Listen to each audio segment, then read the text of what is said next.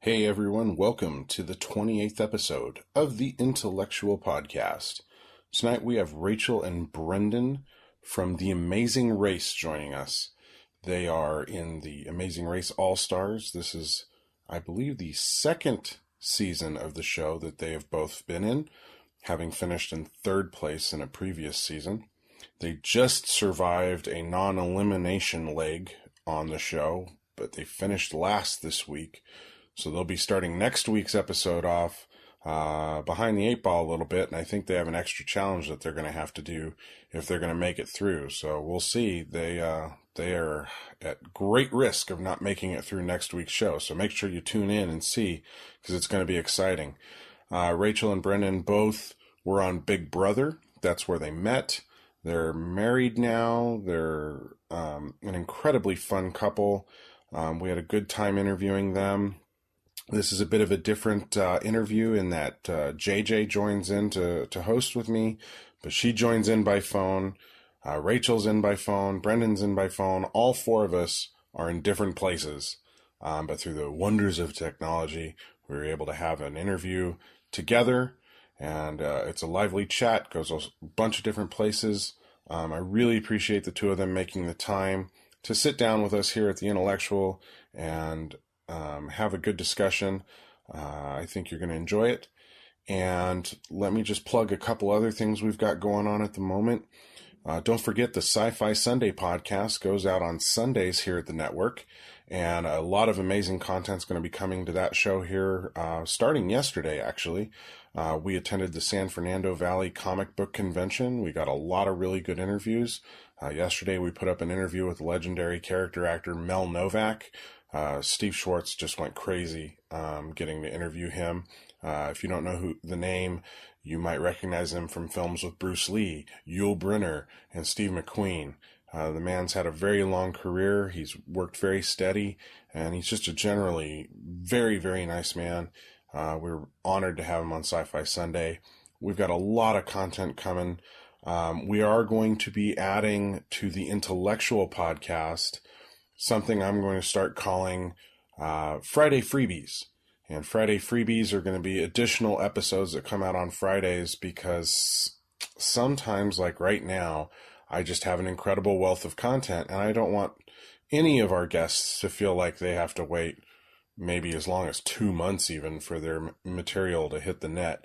So this week we're going to have a Freebie Friday, and you're going to get to hear from Megan Hayes, who is one of the tributes on Hunger Games Catching Fire, and she's a two-parter. She was so much fun to talk to. We went almost 2 hours, and I just didn't want to stop the conversation. So Wednesday and Friday this week, you'll be able to listen to Megan Hayes.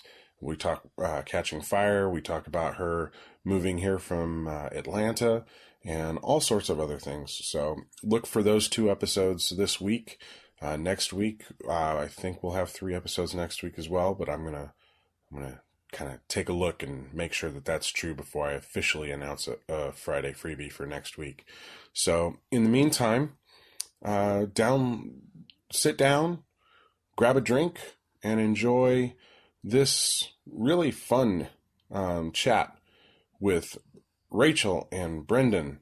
I believe they're called Brenchel. I think fans of the show call them Brenchel, which is a little weird. But enjoy the IntelleXual podcast with Rachel and Brendon. You're listening to the IntelleXual Network at theintellectual.com. And now, the IntelleXual Podcast.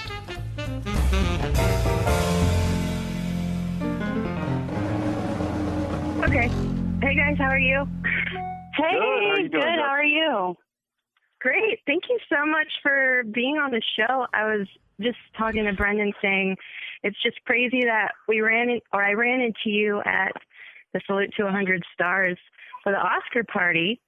And I had just had to approach you because I know you from Big Brother and then now Amazing Race. And I'm like, I got to go talk to them.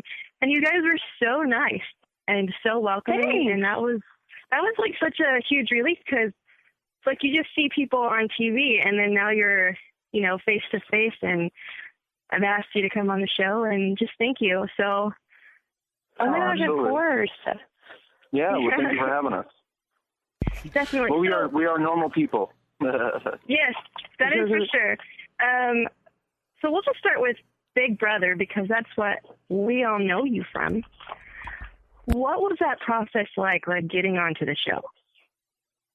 I think getting onto the show was different for both of us. For me, I went to an open call in Las Vegas, and I went through I feel like it was probably 1 million interviews, but I think literally it was 6 different interviews with casting before I went to a finals.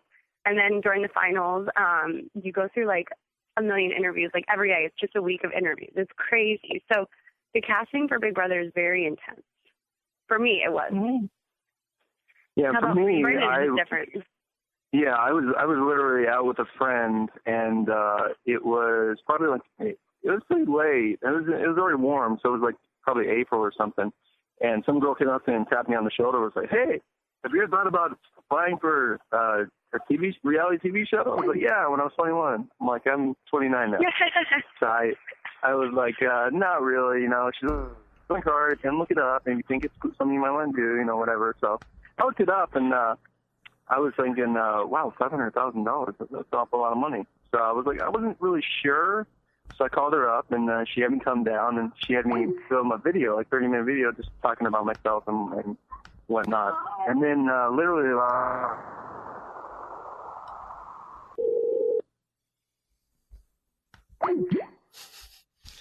Wow. I just lost everybody. That was amazing.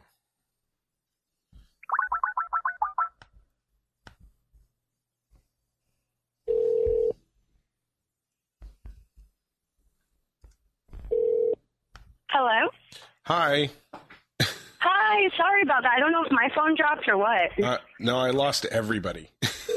Oh, no. So let me try and get everybody back. Okay. Sorry, I think that was my phone. I don't know what happened. No, everybody just disappeared. It was it did? Okay. It was like a colossal Skype failure. My phone.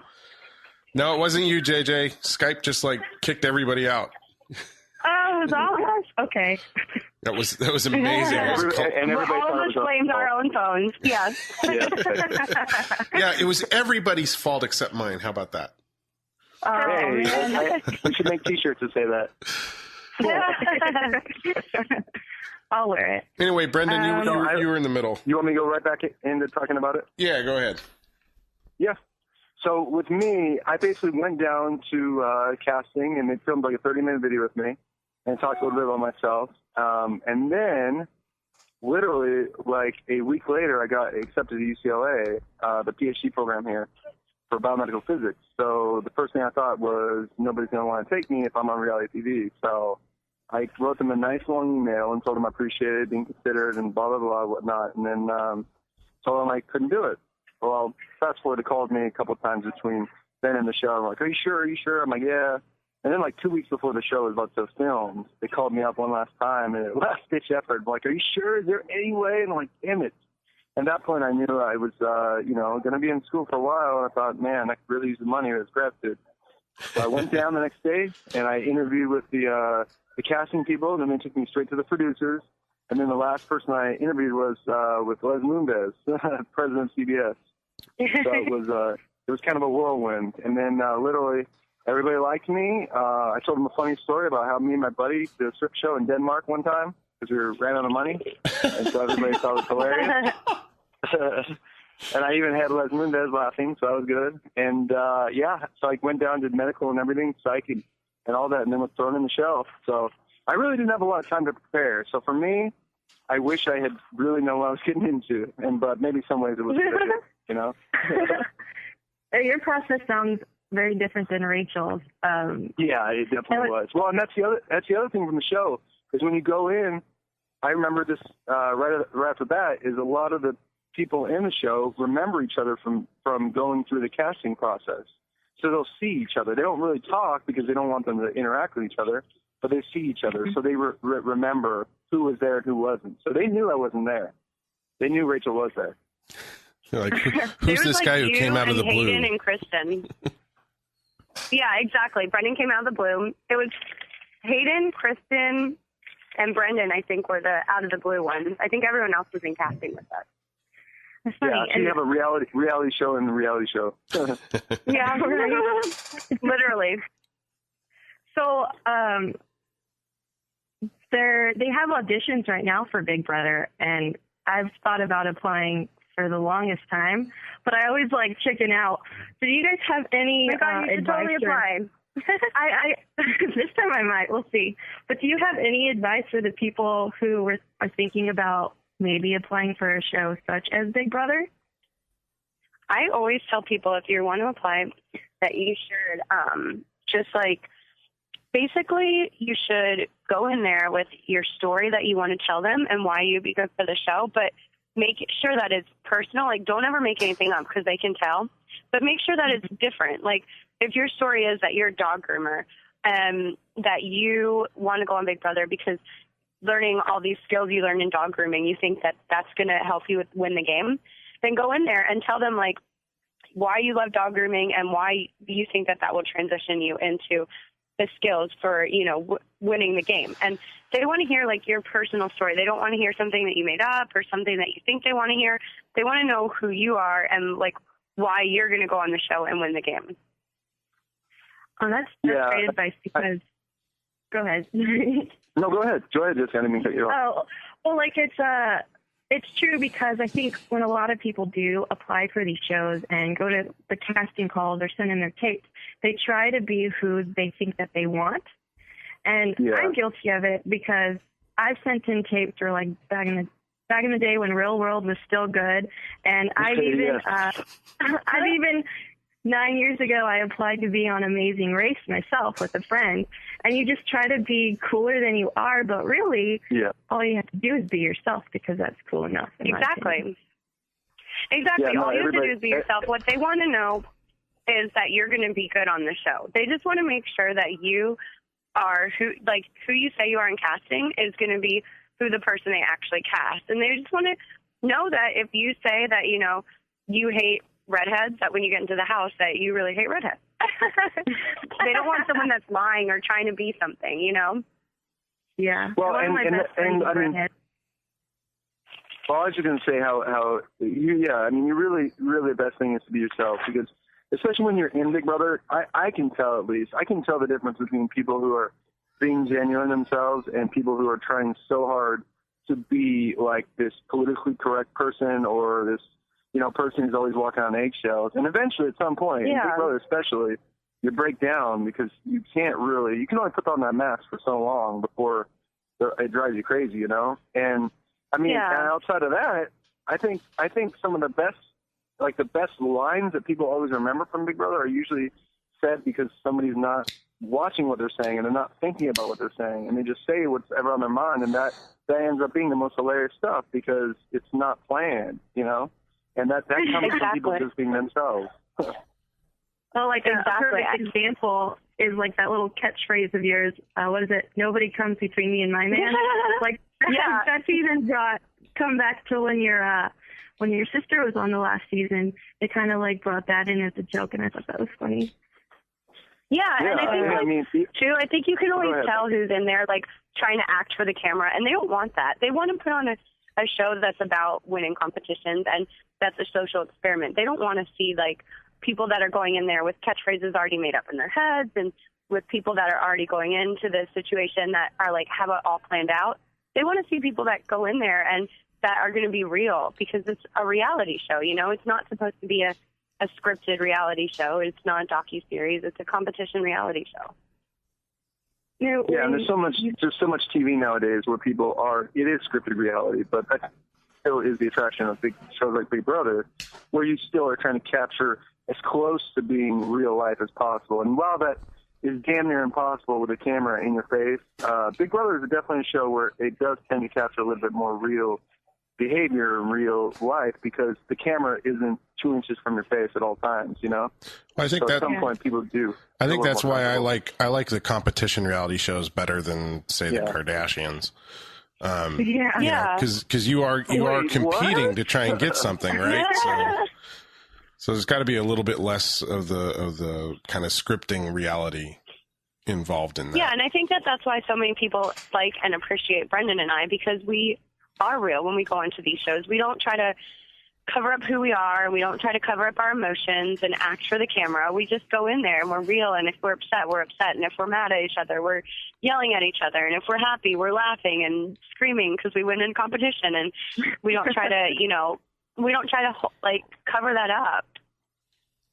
Now, when you guys came into the house for the first time, was there like an instant attraction for both of you, or did that take a little bit of time to develop? There was for me. I was like, oh, Brendon is so hot. I mean, I just looked at him and I was like, he's so hot, like, obviously. But I kind of thought that he was just like some dumb, like, what did he say? He said he was a swim teacher. So I was like, oh, he's just dumb. He could never put up with me. And I appreciate an intelligent man. So, yeah, exactly. Who knew? And then when I found out, I was like, oh, perfect. Yeah. Yeah. How about for me? I was still very apprehensive about everything because, you know, like I said, I didn't feel like I really had a good grip on Big Brother going into it. So I just knew everybody's going to be lying to each other. So, you know, I was really apprehensive. So when I first saw Rachel, I thought she was hot. But as soon as I found out she's from Vegas, I'm like, oh, God, here we go again. You know, here's another hot girl from Vegas. It's just into the money, so I won't have a shot here.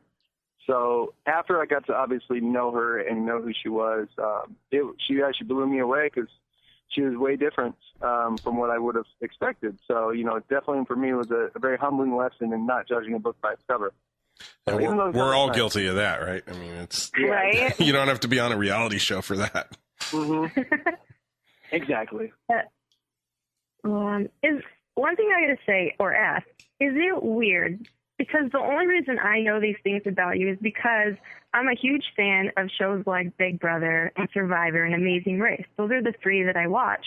And you guys have been on two of the three. Is it weird that we know so much about you even though it is on TV? Because I'm not a good stalker. I haven't stalked you at all. It's all on TV, so that's the only reason I know. But is it weird when fans approach you and know? I think it's funnier that people know so much about us and we haven't been on like a docuseries or something. I think that's the funnier part because Big Brother is such a unique show that I think you can watch someone 24/7 and you kind of know what they're doing. And then after the show, you can keep up with them. And so I think it's a totally different experience because people know Brendon and I more as like the real Rachel and Brendon and how we are in these like these crazy exaggerated situations, you know, but like they don't really know us from like a docuseries that's more scripted or something where we're always put together or we have someone like situations that they're putting together for us. And they don't really know us from just like really hanging out with us either. So I think it's kind of funny how people know us, if that makes sense. Yeah. Well, I think for me, I just think it actually, we are more close. I think we closer resemble who we are on reality television. Like we said, we talked a little bit earlier about how some people will go in and try to act who they think that people want to watch, and that's kind of bad because you're not good at being someone else. You're good at being you.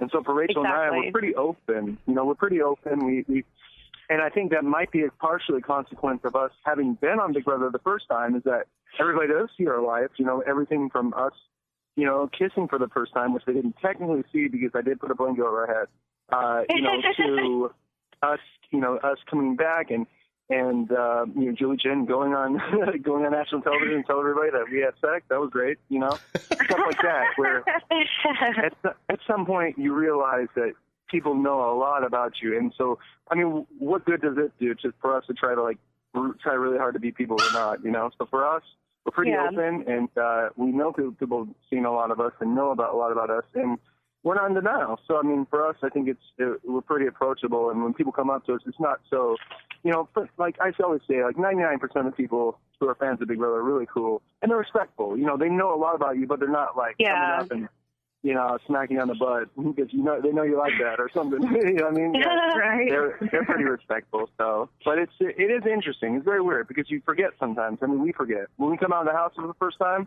We haven't seen any of the episodes. So, you've seen like 30 episodes, and some people have watched live feeds, and they come out and they're reciting our lines to us, and I'm like, did you say that? I don't even remember saying that. You're right. We don't remember daily conversations the way people remember what they see on TV. Yeah, exactly. Absolutely. And it's so funny how the truth is about that, because we, like Brendon and I, don't remember half of the stuff that we said or did, and like when you go back and you can actually like watch it. So it's really weird for us too, because we can go back and actually like rewatch the stuff that we said. So if I'm like, I never said that, then I can go back and be like, oh, I guess I did. It's like the worst kind of home movie, edited for all the worst parts. Yes.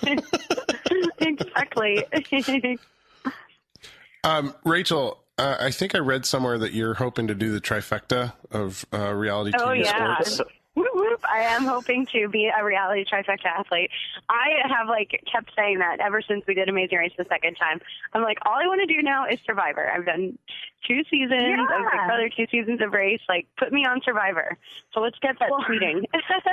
Hashtag put Rachel on Survivor.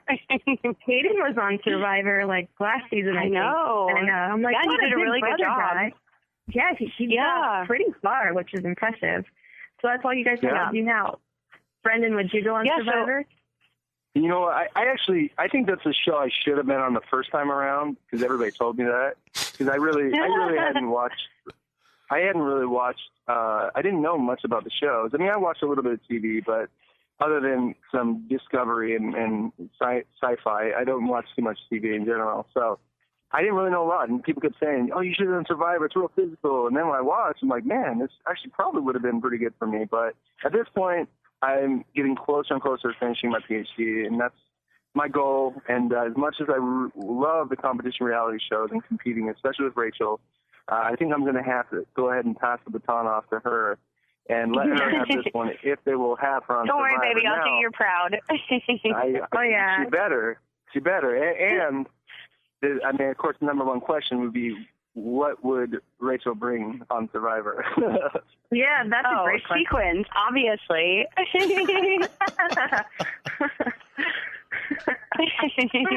So funny. I don't know why Brendon asked that question. Every time I'm like, no, I would have a sequin bikini, I would have a sequin buff, a sequin everything. I don't even know why you asked. I know. I just think it would be hilarious because everybody would be like, why did you bring that stuff? It reflects the sun. I can make a fire, Yeah, exactly. Yeah, true.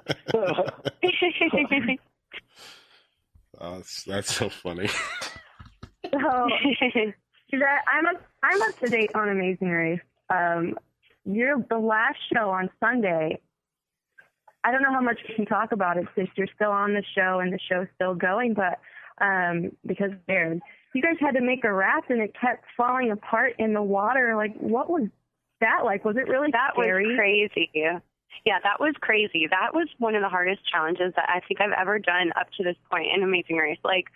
Honestly, that was so hard. I mean, building that raft was not the hard part, but actually going down those rapids on a raft that you just built was hard. And then you, of course, are racing for money and you're racing not to get out. So in the back of your head, you're not focusing on staying in the race. You're focusing, your raft's staying together. You're focusing on staying in the race.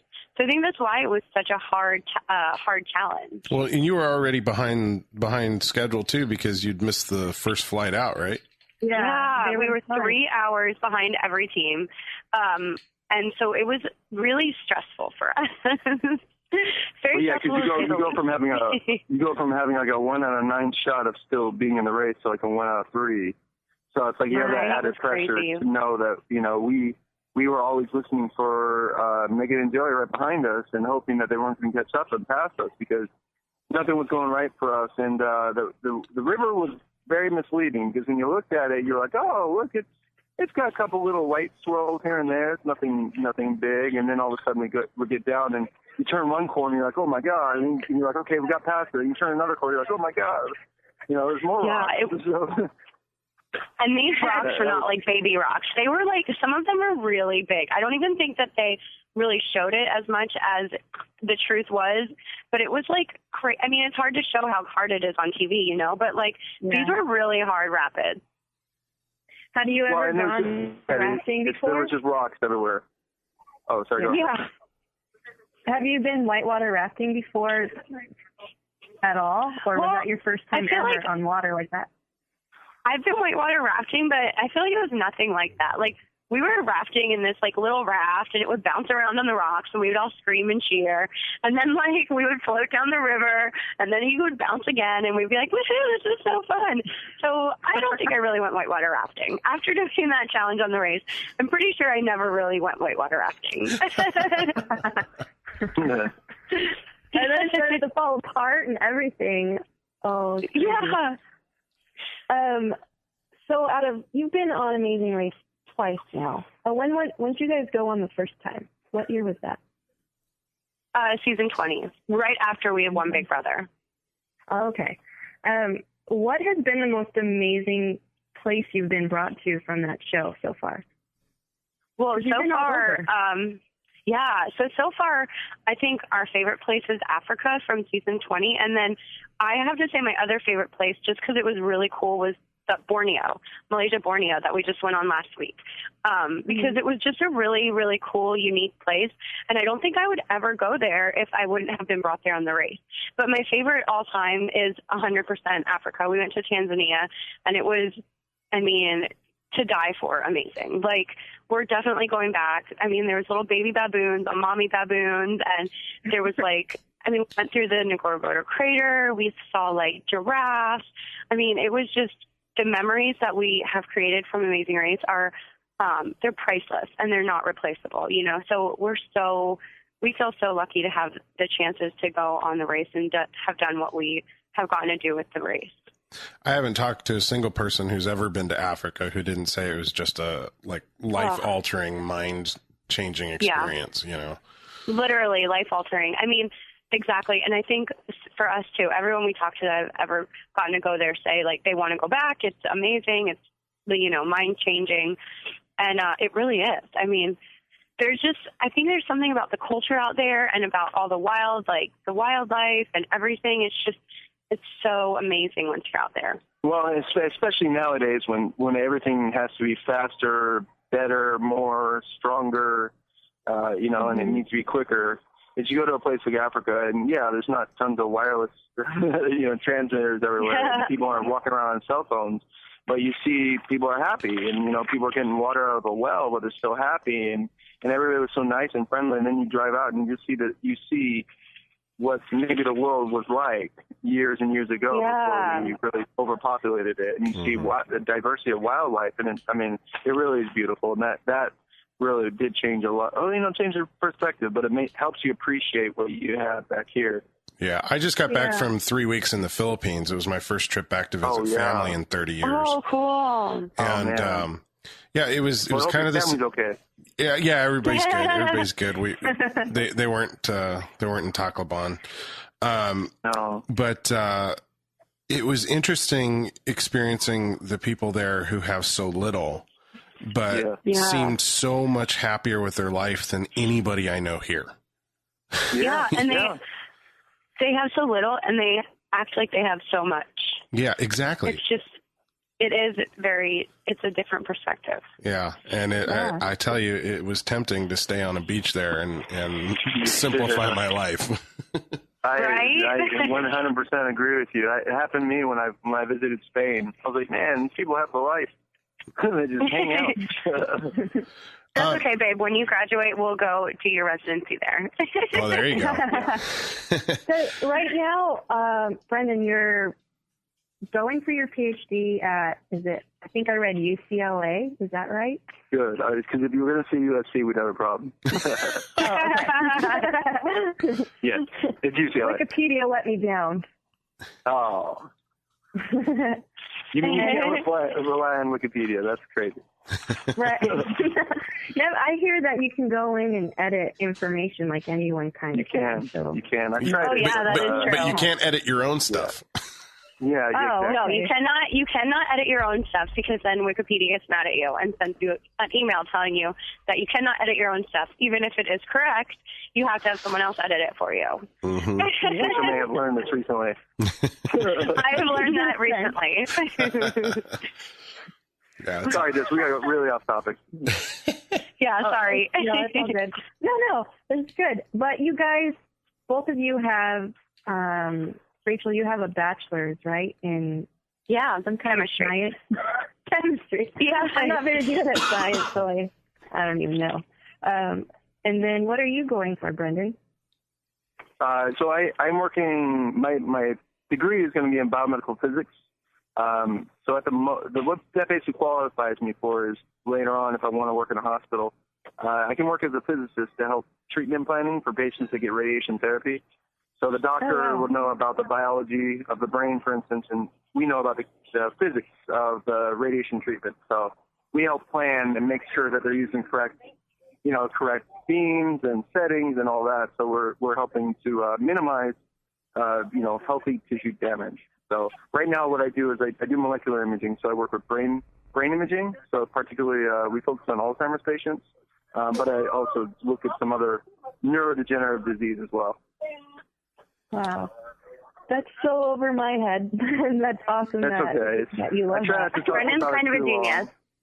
No, I'm definitely not. I'm glad there are people out there who are over our head, though. We need people over our head. That's how we get things. That's how we get cures to things.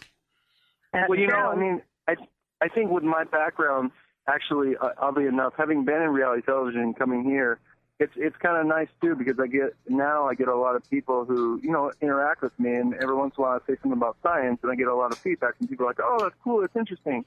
But it also helps reinforce for me the idea that more people, especially in the United States, need to know more about science. And, it's kind of like, I think for me it's a good experience, because I want at some point to help more people learn about science, because I think if people in the United States knew more about their own health and science, that there would be less disconnect from the doctors and from all these drugs that they take, but they don't really know much about, Definitely. And it seems like today people are becoming more and more aware of their well-being and the way they eat and what they're putting in their body. And science is no longer nerdy. It's a cool thing to know. And I think that's pretty great. Yeah. Well, it's still nerdy. It's just nerdy's cool. Yeah, exactly. Nerdy, that is true. That is, there we go. Like bell-bottom. They come back every once in a while. Brendon, we're all guilty. Brendon, you said you were a little worried about being a reality star and trying to get your degree. Did that end up being a fear that was unfounded? I mean, for the most part, because most scientists don't watch television, so nobody has But it's been for the most part a positive experience. I mean, for us, I get a lot of people who, like around UCLA, who will watch it, and they watch it with their families most of the time. So for us, it's been a really positive experience, because you get a lot of people that come up and say, "Oh, we watch you and my family," and so that's really cool. Just for the fact that Rachel and I are becoming, since we got together, have become more family oriented. It's nice to be able to do something where you can include everybody. And even with shows like Big Brother, sometimes we're like, well, I don't know if I'd let your kid watch it.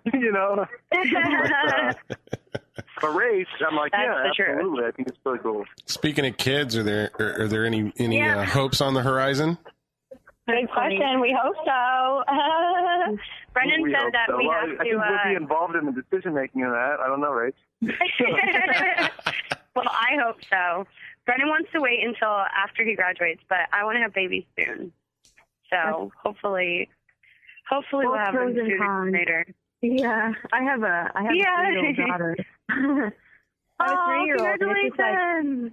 Thanks. It changes your life for sure, and just what you think being a parent is, it's totally opposite. It changes your life even more. So you have reality shows and then children. You should finish that trifecta first, Rachel. Yeah, right. That's what I said. I probably should hop on my last and final reality show before. Well, I guess I shouldn't say last and final, because who knows?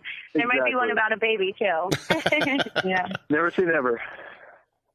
That's true. I think that's just a good way to live life. Never say never. Be open to everything.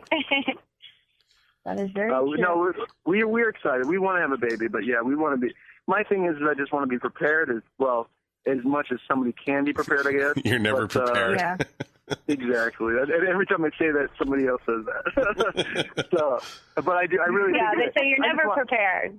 I know. I want to be there for the baby. You know, I want to be able to have us both raise a child and not have to be so focused on school and stuff, you know. But I really, because Rachel and I both love kids, so I would definitely want to be involved in our children's lives. So yeah, we want to just have a little bit more stability. So Brendon, we know you're going to go off and be this amazing scientist. Rachel, what do you see yourself doing after the reality show competitions are done? Well, I'm currently hosting on Bite Size TV a show called Reality Relapse with my co-host Ryan. He's my other BFF. He's from reality shows also. And currently that's what we're working on, doing that. And so that's really fun because we get to still talk about reality every single week. And I don't even have to be on a reality show. And I still get to be like super involved with it. So I love it. Well, find your passion and stick with it, right? Exactly. I'm like, hey, I'm pretty good at this reality business, so I should probably just stay in it. Just run with it. Why not? Yeah. And it's definitely, I think it's a perfect fit for her because Rachel's got such a big personality, and she's hilarious. So just watch it. You know, every time from the first Big Brother I learned, I said I would always try to get her to like tone it down. And then when we got off the show, I figured out that everybody loved it. So, you know, I was like, yeah, okay, well, exactly. last time I tell you Definitely. what to do. Go big or go home. Made the show interesting. Exactly. And you guys can catch my show Reality Relapse every Thursday if you guys are interested. Thursdays on bitesizetv.com. Yeah, definitely. Perfect. We'll add a link to that on the show page for this podcast. Please as well. Please do. Oh, nice. Yay! Are either of you into or support any charities? Yeah, we do this charity called Michelle's Place every year where we go to Temecula, California and work with, it's a charity organization for women with breast cancer. And it's a really cool organization because they not only provide research for these women, but they also provide like wigs and childcare and they'll cut their hair for them and they'll shave their heads. And it's just kind of like an all-around support system for women with breast cancer. And it's local, so it's really important, close to our heart, you know. And it's right here in Temecula. And we're, nice. Brendon and I are in LA, but Temecula is like right around the corner. Yeah. Yeah, well, relatively. And then we also work with Give Kids the World, which is our other favorite charity organization. And we go every year to the Give Kids the World Village in Florida. And it's seriously, every time we go there, it makes us cry. But then we love it so much. Like, it's such an amazing organization. And the work that they're doing out there it's so, so amazing. And what they do with these families and these kids, it just gives them so much joy and these memories that are just priceless. You know, like Brendon and I have had so many memories created for us from our experiences. And this is a way for us to give back and create memories for families with children with terminal diseases. That's awesome. It's part of the Make-A-Wish Foundation. Yeah. That's awesome. Yeah, most of the Make-A-Wish Foundation kids that want to go to Disney World go to Give Kids the World with their whole family to put them up, take care of them while they're there. That's really Sorry, I get emotional when anybody brings up kids who need help. I know, right? Us too. Well, I mean, that's why. Even from a medical standpoint, even from a health standpoint, I figure, old people, it's horrible they have diseases, but kids, I mean, they just started their lives, So innocent. Brendon, that sounds very, very politically correct. Oh, what? I said that just sounded very politically correct. Well, I'm being sorry. I know it's cold and it's honest. No, I know. You're 85. I'm not gonna lie. Yeah, it sucks that you have a disease, but a kid that's 4 years old who's never had a chance to experience life. Yeah. You know? That is true. I have some friends here in Oceanside area. Their son was born a while back with some heart defects, and the hospital wasn't very well prepared for dealing with infants born with this, with a severe problem like that, and it was a nightmare for them getting him through. But they got him through. They eventually pushed through legislation called Code Caleb, which is being implemented in hospitals all over the place. It's Code Caleb. It's essentially infant newborn trauma team call. Oh, cool. So that when something like that happens in a hospital, they've got that code now to call, and the right people know to come down, and just kind of everybody shows up to take care of the infant, rather than trying to clamor around trying to find people who can cover stuff. It's pretty cool. I'll add a link to that on my show page for this as well. Yeah, absolutely. But yeah, I think anybody who does anything that helps promote or take care of the children who really don't ask for what they're given, I think that's fantastic. And I'm really, thank you. Really always in awe of the people who give back like that. So thank you guys for doing that. That's absolutely. Yeah, if you guys ever have a chance, give Kids the World. I mean, when I found out about it, especially nowadays, because there's so many charities out there, and nowadays with money being a little scarcer than it was, is everybody's a little hesitant to give because they're afraid where the money goes. And Give Kids the World is a perfect organization. They give back 93% of all their funds generated back into the organization.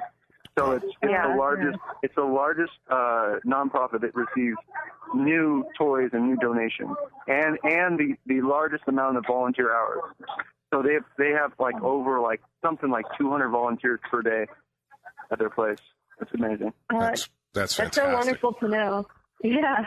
Because I always want to give back as far as that goes, because I don't have a lot of free time, but I never know how much of that is actually going to the cause. So that's awesome. It's really good to know. Yeah, well, now you know. Give Kids the World. There we go. Yeah, and you guys are relatively local. She should come down to Michelle's the Reality Rally in April. Oh yeah. Reality Rally. Yeah, so the Michelle's place in Temecula. It's April 14th, that weekend. Yeah. That's birthday weekend. I'll go. That'd be fun. Oh, nice. It's really fun. We race around. It's like an amazing race, kind of, and we race around Temecula in an amazing race family, or style race, but for families. And so you race with a team, and it's really fun. We go crazy, of course, because there's all reality stars and everyone's competitive. It's great. Oh, yeah, reality people being competitive. Imagine that. Oh, yeah. I'm sorry. Go ahead, Jessica. Oh, no, go ahead, David. No, I'm going in a different tangent. So was I. I was going to say, being so competitive, and do you get major anxiety and stress? I mean, I can't imagine the anxiety and stress being on the amazing race and wondering, are you in last? Are you going to come in last? Will you get to be brought back onto the show? Is it not in an elimination round? Like, what is that like? Because you're constantly going and stressing out, right? Because you just want to keep being on the show. Like, I don't really know what to... I think that it's a lot of stress and anxiety. Obviously, Brendon and I, this is, our fourth show that we've done now. This is a competition show. And so it's a little different because the stress is a little more manageable. But, there's a ton of anxiety because you just don't know. And, you're so competitive. And Brendon and I both, we always want to win. We always want to go on it. Like, our whole reason for going on is to win. Like, we don't go on to be on TV. We go on to win money, Yeah. So I think that it's definitely, for us, it's one of those things where we're constantly on the top of our game and the anxiety comes out. But it's our fourth show. And I think for us, we can handle it a little bit better and we're better partners. You know what I mean? Definitely. I've noticed the transition from Big Brother to the first season of Amazing Race to now. And you guys are less emotional. You're more together. And I think that's so awesome to watch because that makes the game more fun, and you get to be more in the moment. Yeah, exactly. Yeah, you're basically always balancing wanting to win and get first place with not wanting to get out, So yeah, our first amazing race season, we were really focused on not getting out, and specifically because we didn't have much time to prepare, and I felt going into it that we were a little underprepared, as opposed to all these other teams who had known for 6 months that they were going to be on the show. So they've been watching, training, doing their homework and all that. And Rachel and I were like, I jumped back into school, and she's trying to get whatever she can. And we've been gone for 3 months, So for us, it was really kind of thrown together last minute. This time, we were a little bit more calculated, and we, did our homework, did our research, and kind of knew what we were getting into. And then we're a little bit hungry, too, because I told Rachel, I'm like, I'll be damned if I'm going to race this race again and not win a leg, Exactly. Can you tell us anything about any upcoming shows? Like, I know you probably can't talk about it, and it's on in a couple days anyway, but... Well, the next episode should be on before this podcast actually goes up. Oh, okay. Cool. Well, I mean, we can't discuss the next episode, obviously, because it hasn't aired yet, but we can definitely tell you that it's exciting. We didn't get out last week, so we're still in it. Yeah, woohoo! Yeah. Although we don't feel like our stress, maybe our stress will not be completely gone either. So, exactly. It's hard anytime. It's hard anytime you're in the race where you get last or close to last in a leg, because the other part is that you're going to be starting the next leg behind all the other teams, and so that's always a concern, because you're always worried about being in the back, and then sometimes you're starting in the back, which is hard. Yeah, that's the worst, when you start in the back. So our anxiety level is going to be at the top in this next leg. Well, that's going to make the show fun to watch. Yeah. I got one question. You've done all of these reality shows, and you meet a whole bunch of different people that you compete against. Have you developed any friendships that have carried on beyond the shows, or are you in contact with the people that you've competed with before? Yeah, of course. I think our wedding is like a proof that, all these people that we are in the reality shows with are our friends, And so I think that is like everyone that was in a reality show, basically all our friends from Big Brother and Amazing Race were on at our wedding. So I think that shows that we do have our friends from reality shows. Good. If that makes sense. So. Yeah, no, we definitely, the thing is a lot of times when you go through these experiences with reality competition shows, we are having extremely intense experiences and extremely intense memories. So a lot of times these memories are seared in our brains with other people. And so it's nice to be able to talk. Sometimes I make jokes about it, but I really think there is something to be said for a little bit of post-traumatic reality disorder, where you get off the show for sure.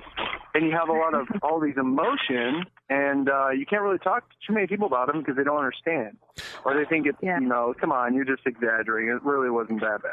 You know right. what I mean? But you're like, the Beatles only know what it's like to be the Beatles. Exactly. Yeah, right. No, nobody else can understand, because unless you've been through it. Nobody else can understand. I don't know.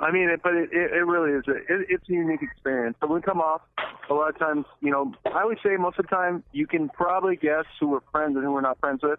Most times the people that we didn't get along with on the show, we're not going to get along with in real life, because they probably aren't that much different than who they were. But there's a lot of times where people are completely different, Like even Rachel and I, Rachel became really close to Portia from season 13 of Big Brother, and we're still really close to Portia. We're still like really good friends. On the show, I didn't get along with Portia a lot because she was on the other side all the time, And even after when the show ended, I felt like I got to know her more than I did on the show. But for me, that was a unique experience because a lot of people I kind of already figured out, So for the most part, people are kind of in and out of the house or on the show, off the show, the same. Yeah. Cool. Cool. Well, Jessica, you got anything else you want to ask them before we wrap it up? Oh, no, I asked a lot of good questions. not to toot our own horn. You asked, no, I meant to say all the questions I had written down. And you asked the question that my mom wanted to know, which was about the baby. So now I'm covered. Oh, nice. I'm good. And the baby will not be named Brenchel, just so everybody can put that to rest. Stop asking. Baby middle name. They will hate me. I will grow up with a child that hates me. Yeah. Thank you guys so much. This has been pretty Oh my fun. gosh, thank you for having us. Yeah, of course. It was Anytime. It was a lot of fun. Yeah, we really do appreciate you taking the time to chat with us, and we will be following your exploits on TV for, I'm sure, some time to come. Hey. So Yeah, All right. exactly, right? Yeah. And if you guys want any information, we can always forward you the information about Jillian, who runs. She was on Survivor also. She runs Michelle's place, the Reality Rally. So. oh yeah, forward that along to us. We'd appreciate it. Yeah, I would love to come for it- that. That would be fun. Oh, for you guys, it'll be great. I mean, we have like 100 reality people. Most are Survivor, Big Brother, but there's a mix of Amazing Race, Survivor, Big Brother, but there's a mix too. Cool. Yeah. So, Cool. Well, Okay. we'll see you guys in April. then. Yeah, right? All right. Thank you so much, Okay. guys. thank you. Have a good Absolutely, night. David. Yes. It was Yeah, you nice guys have talking a with good you one, guys. too. All right. Thank you all. We'll talk All right. soon. Okay. Bye. Bye. Bye. They were really nice. Oh, yearly. Yeah, they were. Like I said, when I had seen them at the party, you know, you assume certain things because of the show that you watch them on. And right away, they were so nice. And all my judgments were gone. I didn't really judge too much because it's a reality show, but it was just so cool. And they were so nice at the party. And we ran into them a few times. We're like in an elevator together. They were cracking jokes. So that was really cool getting to talk to them just now. Yeah. More in depth. Yeah. Thank you for bringing them to the show, because that was a really good interview. Yeah, and of course. Amazing Race, Big Brother, Survivor, those are all shows that have been around for so many seasons. So Yeah, I didn't A even lot of realize people love Amazing it, right? Race was in its 24th season.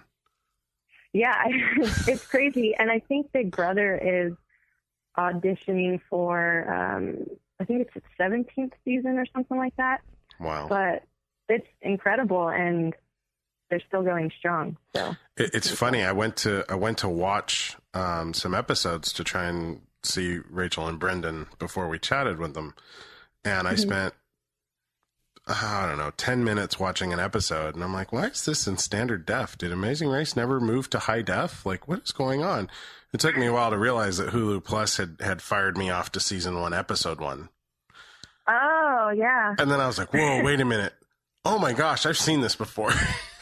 Yeah. It took me a little while, and I was like, I got to figure out, okay, I got to go find the right episode. And then I saw season 24, episode 1. I was like, oh my gosh.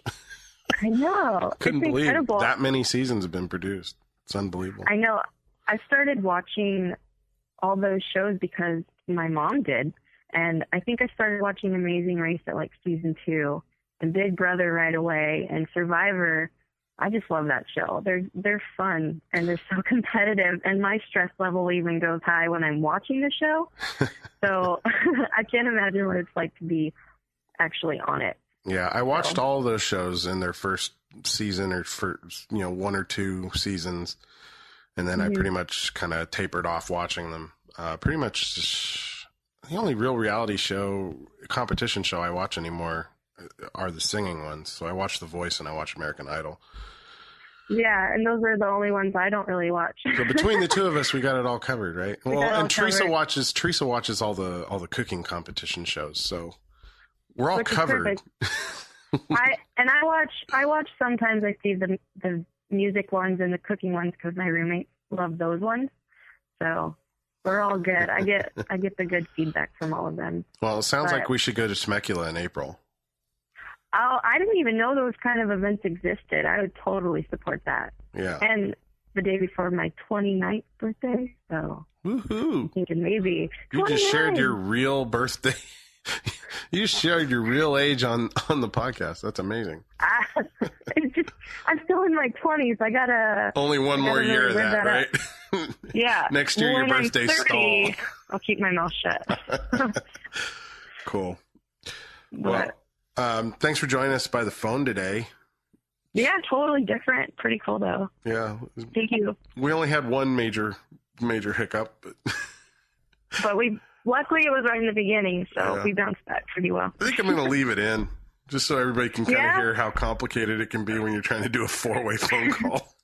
Yeah, I mean, I've never had a 4-way before, so there's always bound to be a hiccup, right? But that was cool. So cool. Thank you, David. No, thank you, JJ. You.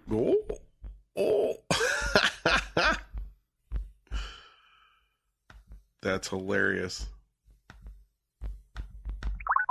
I lost her right as we were saying goodbye.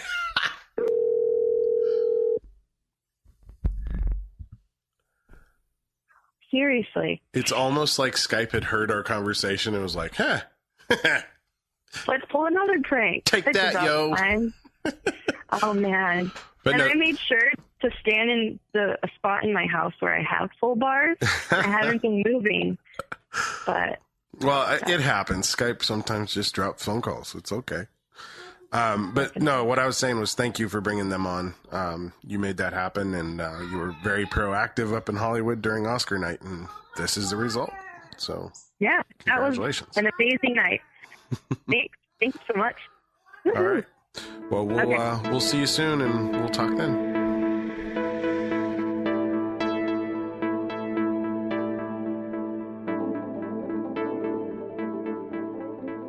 This episode of the IntelleXual Podcast has been brought to you by Audible.com. Audible.com has over 100,000 titles for you to download and listen to on your iPad, iPhone, Android, or really any mobile MP3 device that you might have. So if you're into audiobooks and you are looking for the absolute best, show your support for the IntelleXual by signing up for an Audible trial at audibletrial.com/TIN. That's audibletrial.com/TIN. And show your support for the IntelleXual Network by signing up for the free trial with audible.com.